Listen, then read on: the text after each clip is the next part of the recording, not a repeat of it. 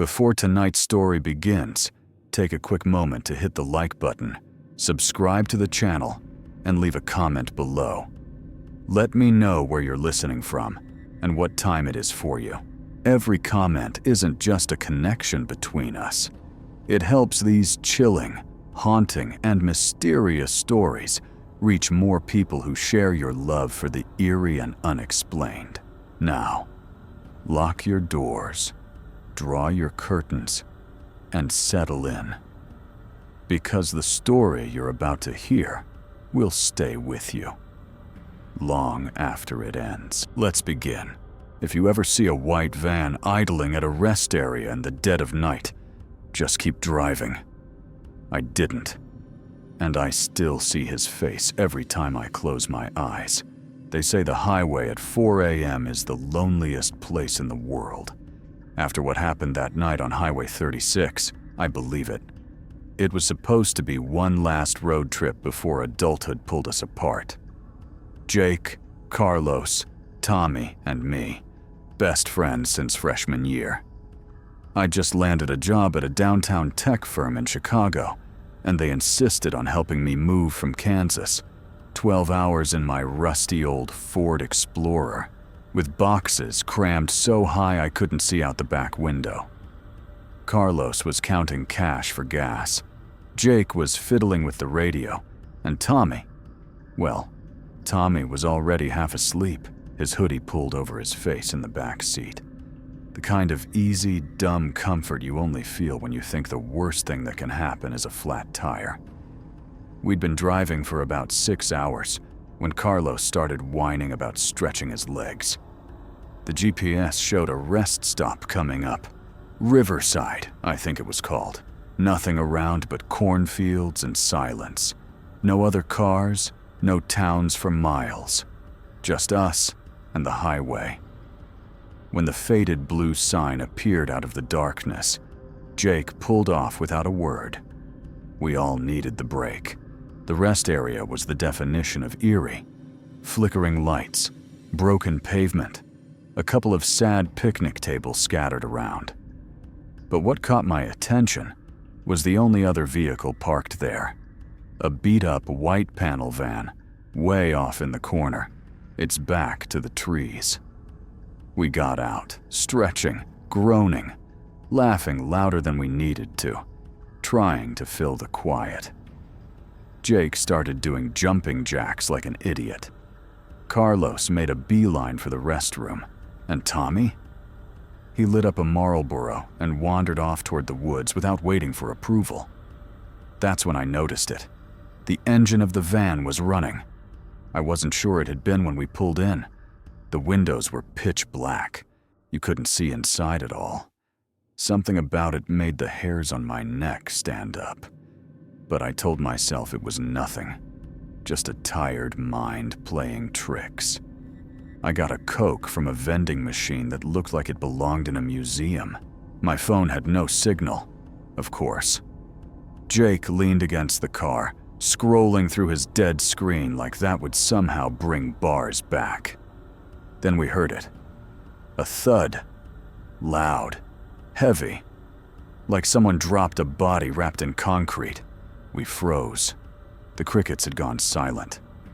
Carlos emerged from the restroom, still laughing at the bathroom graffiti, but stopped cold when he saw our faces. "Where's Tommy?" he asked. Then I noticed it. The passenger door of the van. It was open now. It hadn't been before. A shadow moved in the trees, long and jerky like it didn't quite belong to anything human. "Tommy!" Jake called out. Nothing. Carlos started toward the woods. I grabbed his arm. "Wait." That's when Tommy came running out from the trees. I'll never forget the look on his face, white as death, eyes wild. He was moving fast, stumbling, nearly falling. "Get in the car," he said, his voice flat and trembling. "Get in the car right now." There was something dark on his shoes. Mud? Blood? I didn't ask. None of us did. The look in his eyes said everything. We piled in. Jake fumbled with the keys. As the engine started, I looked toward the van. A man stepped out. Tall, wearing coveralls and boots, dragging something wrapped in a blue tarp. It left a wet, dark trail behind it. A human-sized trail. For a moment, our headlights hit him square, and I saw his face. Average. Unremarkable. But there was nothing behind his eyes. Just emptiness. Then he dropped the tarp and started walking toward us. Jake floored it. The Explorer screamed as we peeled out of the parking lot, tires spinning on broken asphalt. Tommy was curled up in the back seat, whispering, "He killed her." I saw him do it. Carlos twisted around to look out the back. At first, just blackness. Then, a single headlight. The van only had one. "Floor it," I told Jake, even though we were already doing 100. The Explorer rattled like it was about to fall apart. But that light? It kept getting closer. "What exactly did you see?" I asked Tommy. He sat up, shaking. There was a clearing behind the trees. The van was back there. I saw him, standing over a woman. She wasn't moving.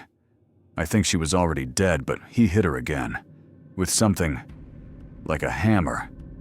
Then he started wrapping her in the tarp. Tommy's voice cracked. He saw me. I know he did. I tried to back away. Quiet. But I stepped on a branch. He looked straight at me and smiled. The headlight was right behind us now. Jake swerved off the highway, taking an exit without warning. The van followed. We ended up on a narrow county road. No lights, just endless fields. That's when the van rammed us. Metal screamed. Jake nearly lost control. Carlos was on his phone, frantically trying to get a signal. Nothing. The van hit us again, harder. I saw the bumper in the rear view, crumpled, scraping metal. Jake was barely hanging onto the road. "There!" I yelled. A gas station sign flickered in the distance like a lifeline. The van backed off for a second. Then the high beams hit us like a spotlight. Blinding. He came at us from the side, trying to run us off the road. Jake swerved, skidding into gravel. Somehow, we made it to the gas station. One of those 24-hour truck stops. Lights everywhere. People. Jake didn't even park, just slammed the brakes near the front doors. We jumped out and ran inside. I looked back once. The van was there, just at the edge of the lights, idling, watching. Inside, the world kept spinning like nothing had happened. People sipping coffee. A clerk restocking gum. The normalcy felt unreal. Carlos found a security guard and started ranting. At first, the guy didn't believe us, until he saw our faces. Cops showed up 20 minutes later. 2 troopers. They listened, calm and quiet, like they'd heard stories like this before. They found the clearing, found the blood, the drag marks, tire tracks, but no body, no tarp, no van. Just a nightmare and 4 kids who were lucky to escape it. They called it an open case, put out an alert, even had us work with a sketch artist. But nothing ever came of it. Weeks passed. Jake still won't drive at night. Carlos got deep into true crime podcasts, trying to make sense of it. Tommy moved back home, said he couldn't handle being alone anymore. And me? I still live in Chicago, still have that job. But I never take Highway 36, not even during the day. Last year, the detective on our case retired. She called me before she left. Said our story stayed with her. Told me something I can't shake. They found 12 bodies over the years. All young women. All killed the same way. Wrapped in tarps. Same type of van spotted nearby. And then she said this. "You're one of the lucky ones. You got away." But sometimes, when I check the news, I wonder if the next person will be as lucky. Because that man in the van, he's still out there. If we hadn't pulled off the highway when we did, I would have been number 13. That sentence still haunts me. I was 23, just out of college, driving my beat-up Toyota Corolla through the Arizona desert in late September 2022, chasing a new life and a marketing job in Los Angeles. The kind of trip that's supposed to feel like the start of everything, and for 6 hours it did. The road stretched out like a ribbon into the dark. My playlist rolled through old pop songs, then true crime podcasts when fatigue kicked in. I was wired on caffeine, and that invincible feeling you have when you think bad things only happen to other people. Around 2 a.m., my bladder had other ideas. I'd been holding it for a solid hour, hoping for a proper town, but all I got was a tiny green sign glowing in the dark. Desert stop. 24 hours. No other exits for miles. I took it. The gas station looked like a fossil. Flickering lights. Pumps from the 90s. The word open barely clinging to the window. Only one other vehicle in the lot. A rusted pickup truck parked crooked near the air hose. I parked near the main building, killed the engine, and grabbed my keys. I left my purse on the passenger seat. I still replay that decision. Still wonder if things would have been different if I'd taken it. The air outside was freezing, desert cold, dry and sharp. My flip-flops smacked the pavement as I rushed toward the door, past faded signs promising cold beer, fresh coffee, and salvation that hadn't existed in decades. Inside, the clerk barely looked up. Guy in a sweat-stained ball cap, face lit blue by his phone. The bathroom key was on a chunk of wood the size of a brick, carved with the word ladies. Everything smelled like Lysol and mildew. The bathroom was what you'd expect. A single stall, a flickering light, and a cracked mirror that made my face look like it belonged to someone else. I was in and out in 2 minutes.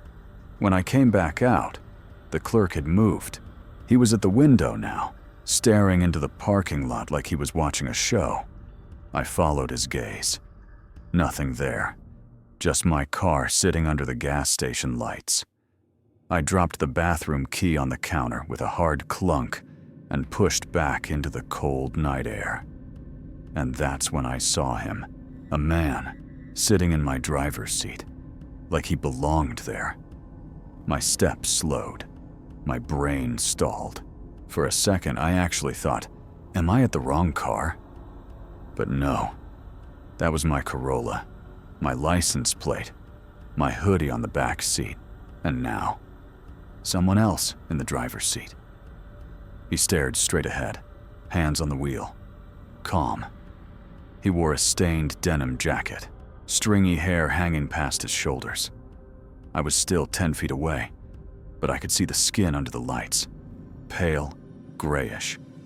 And my purse was gone from the seat. I should have run.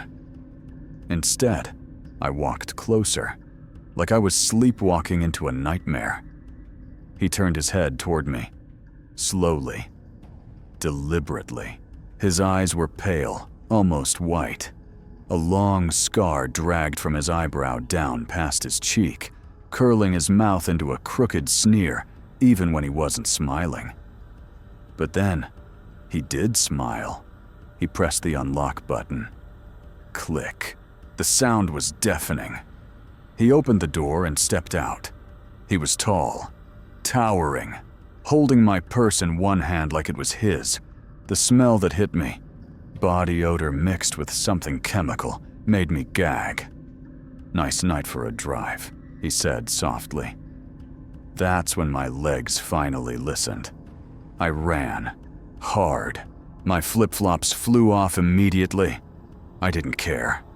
Bare feet slapped the pavement, tearing open. I made it halfway to the door before I felt a yank so violent I thought my scalp ripped off. His fist tangled in my hair pulled me backwards.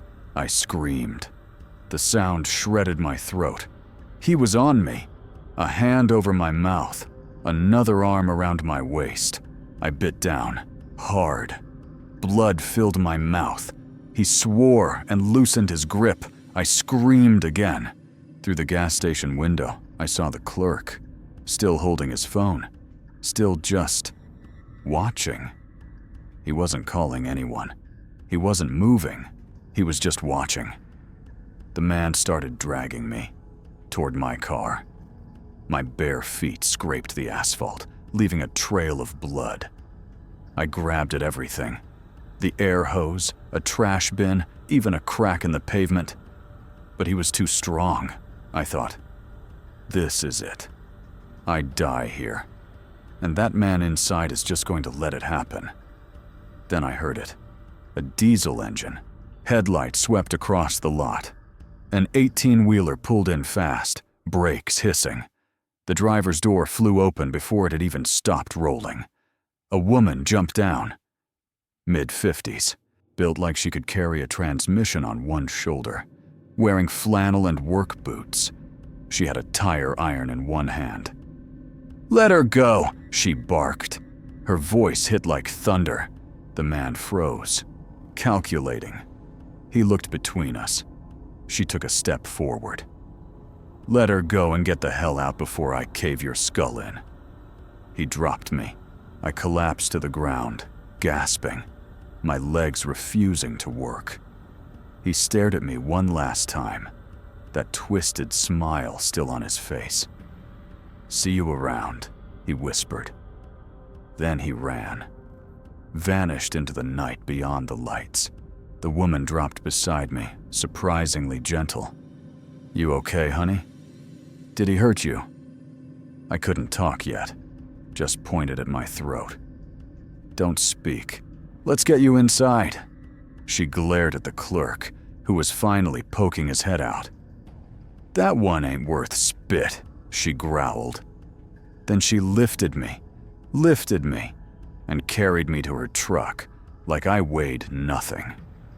Her name was Brenda. She cleaned my feet, wrapped them in gauze, talked to me like I was her own kid, told me she'd seen the man before, 2 weeks earlier at a rest stop near Flagstaff, hanging around the women's bathroom. She called 911 from the truck, put it on speaker so I could listen. A state trooper arrived 20 minutes later. Officer Fitzgerald. Young, sharp, no nonsense.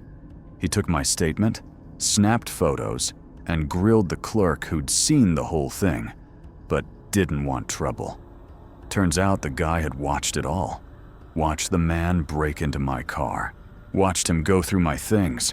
Watched him drag me. Said nothing. Did nothing.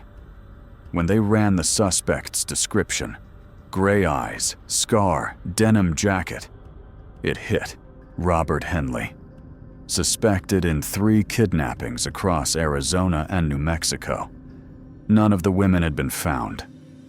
When they searched the pickup hidden behind the gas station, they found zip ties, duct tape, a shovel, and a notebook filled with women's names, plate numbers, even maps of rest areas.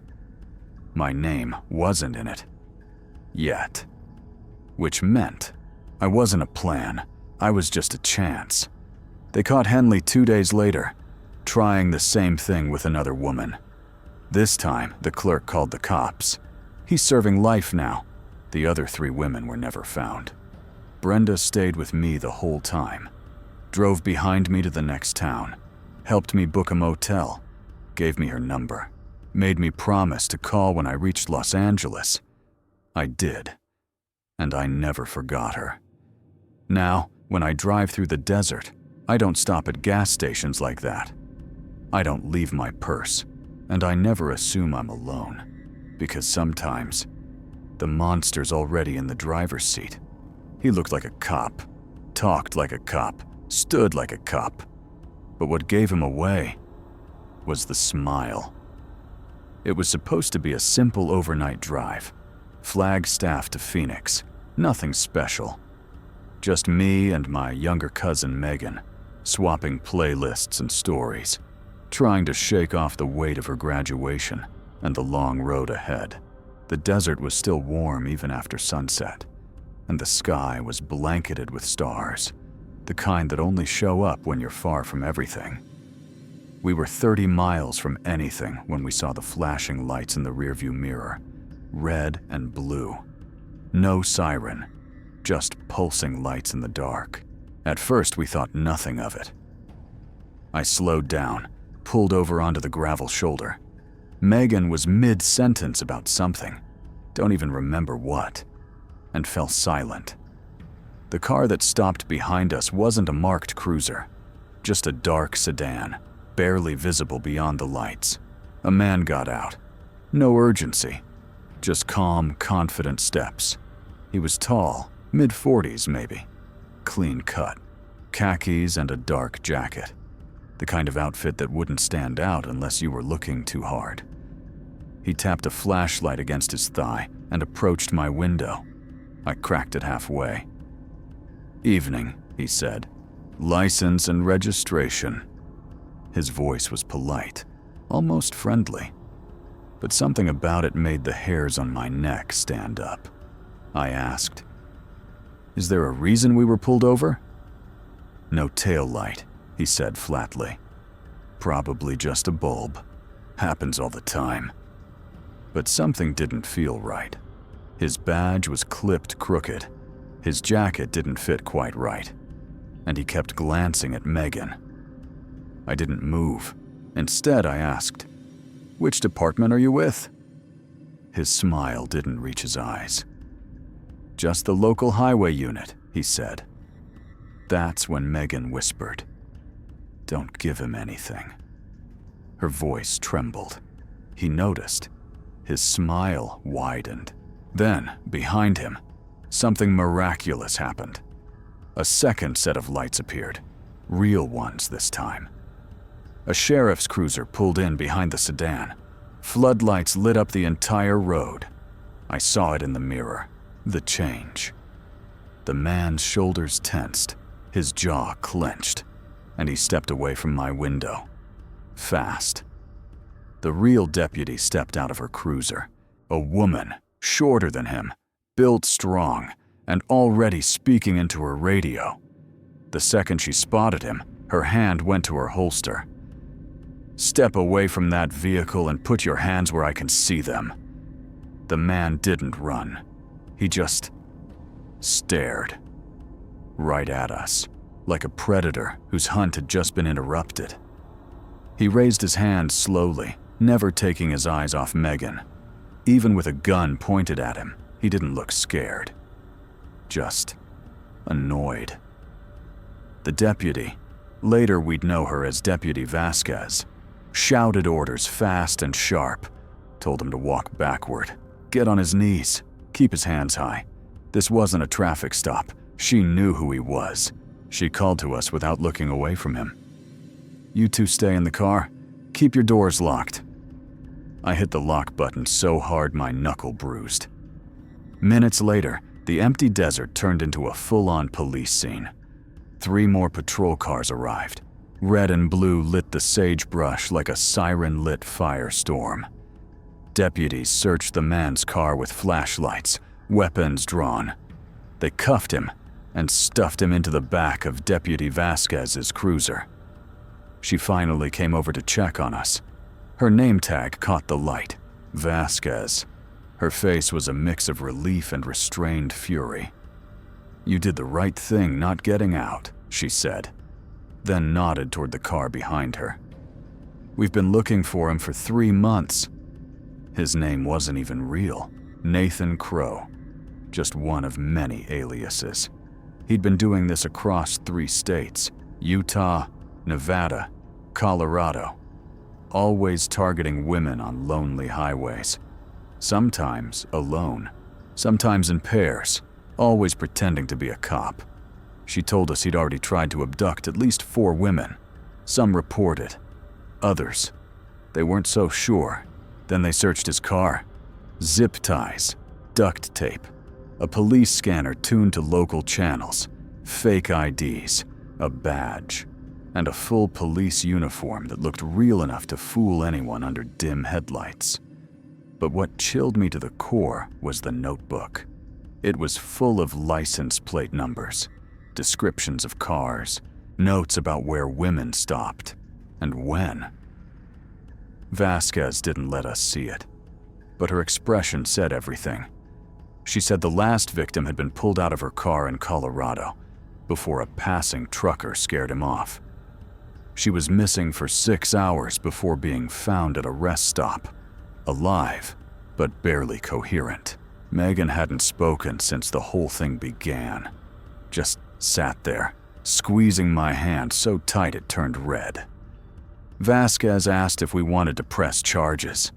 It felt like a surreal question, until she explained how often women said no, too scared to testify, too exhausted to relive it. We said yes, without hesitation. We gave our statements right there on the roadside. The desert wind carried every word into the night, like it wanted to take the memory away from us. The deputies took photos of our car, of his car, of the tire tracks, the angle of our stop. Every inch of that scene became evidence.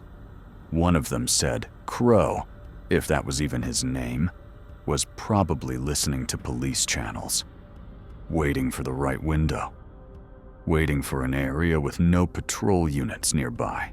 If Vasquez hadn't been headed home from a domestic violence call 5 miles away, we wouldn't be here.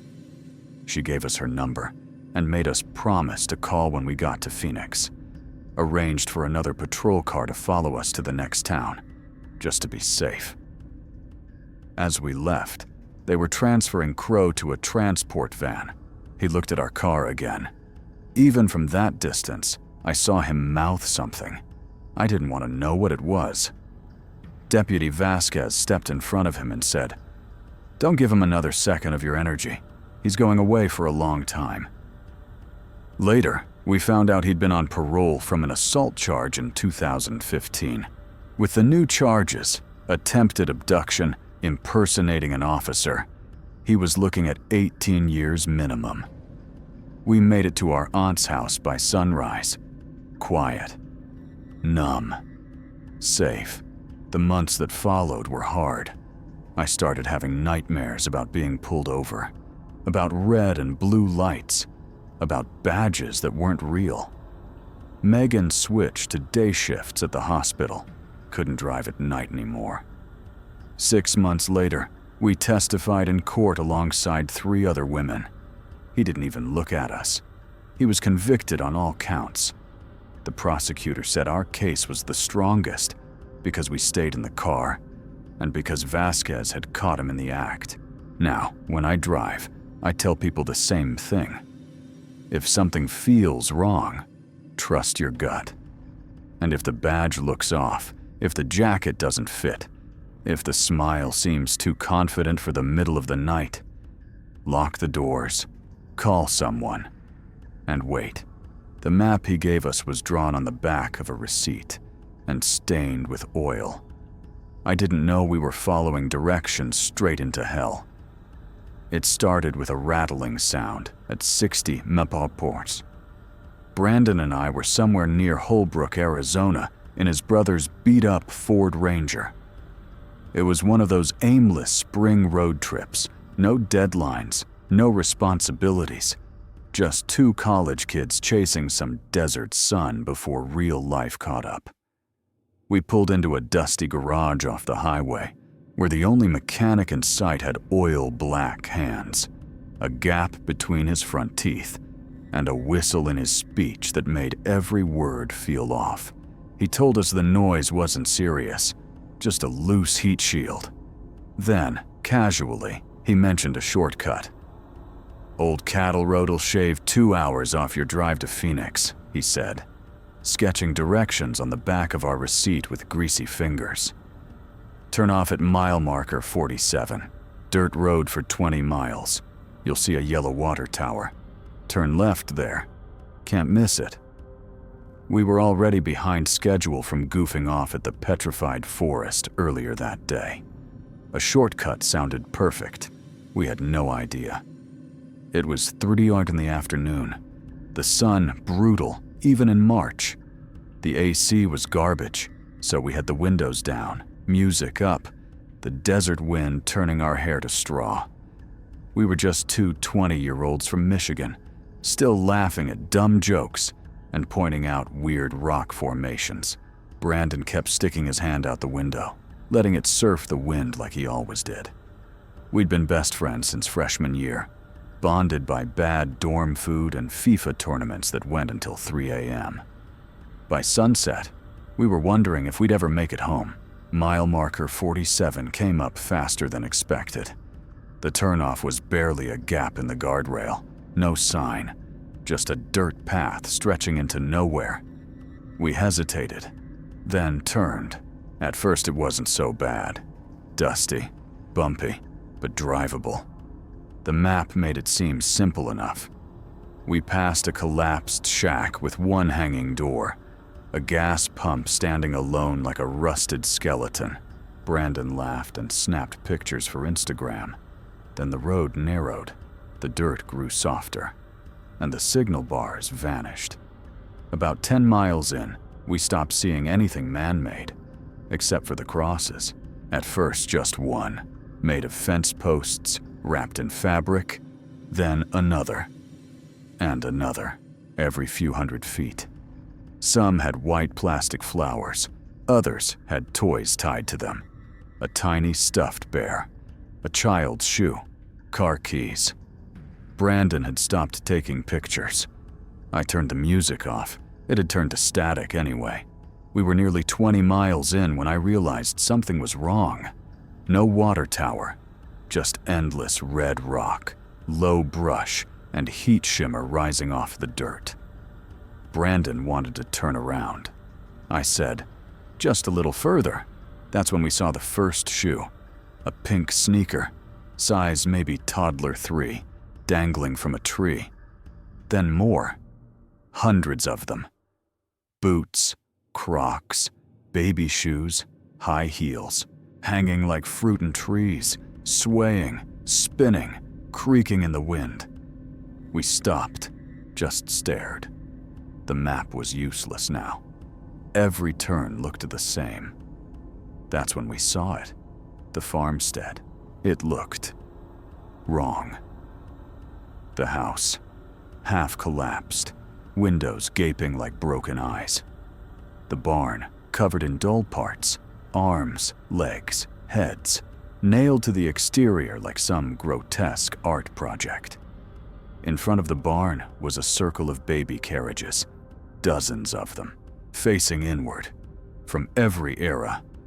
And above them, wind chimes, made of bones. I don't know if they were real bones, but they sounded real. Then we saw the school bus, rusted, stripped, parked across the driveway, painted on its side in red. Matthew 19:14. Brandon was almost hyperventilating. I threw the truck in reverse. That's when I saw him, in the barn's upper window, just a silhouette, standing still, watching us. He didn't move, didn't even blink. I don't know how I knew, but I knew. He had been waiting. Then the door to the house creaked open. A woman stepped out, limping, in a long, filthy dress, dragging something behind her that cut a trail in the dirt. Behind us, an engine roared. In the mirror, a pickup truck, primer gray, now blocking the path we came in on. 2 men got out, each holding something. One had on a butcher's apron, stained dark. They weren't running, just walking, like they knew we had no way out. Brandon screamed, "Go! Go!" I slammed the truck into gear and shot forward, tires spinning. I spotted a narrow gap between the school bus and an old tractor, and threaded through it, the side mirror screaming as it scraped metal. We bounced over something, don't know what. and kept going. A side path opened up, more like tire tracks than a road, but I took it anyway. Branches clawed at the sides of the truck. Rocks bashed the undercarriage. Brandon looked back. "They're following," he said. "2 vehicles. Same ones." They knew the terrain. We didn't. The path twisted through a grove of dead trees. Their white trunks looked like bones. I was driving 50 on a trail meant for 15. Every dip sent us airborne. Every bump threatened to tear the wheels off. Then, finally, another road. Wider. Firmer. I turned right. Didn't think. Just prayed. Dust clouds still in the mirror, still chasing. Then Brandon saw it. A bullet hole in the tailgate. We hadn't heard the shot. Didn't know how close it came. The road climbed into low hills. I pushed the Ranger harder. The engine groaned. Temperature gauge rising. Then, around a blind curve, a sheriff's cruiser. I hit the brakes. We skidded sideways. Brandon jumped out before the truck fully stopped, stumbling toward the deputy, shouting, crying, explaining. The officer, Briggs, held up a hand. He looked down the road behind us. No dust, no trucks, no woman, just the empty desert. He checked the bullet hole, fingered the edges, asked us to explain. We did. Told him everything. And when we finished, he was quiet for a long time. "You boys are lucky," he said finally. "Real lucky." Said we'd wandered onto private land, that the folks out there didn't take kindly to visitors. Wouldn't explain more. Just told us to follow him. Back to the highway. 20 minutes of winding roads later, we hit asphalt. Relief doesn't feel like a smile. It feels like your lungs suddenly work again. Briggs pulled over at the ramp. "You head straight to Phoenix. Don't stop." Then he looked at us, dead serious, and said, "And if you boys are smart, you won't file a report about this. Sometimes, it's better to just be grateful you got out." We watched him drive back the way we came, and we never spoke of the farmstead again. Not to friends, not to family, not even to each other. But I kept that receipt, grease stains and all, just to remind me. Not every road is meant to be traveled, and not every shortcut leads somewhere you want to go.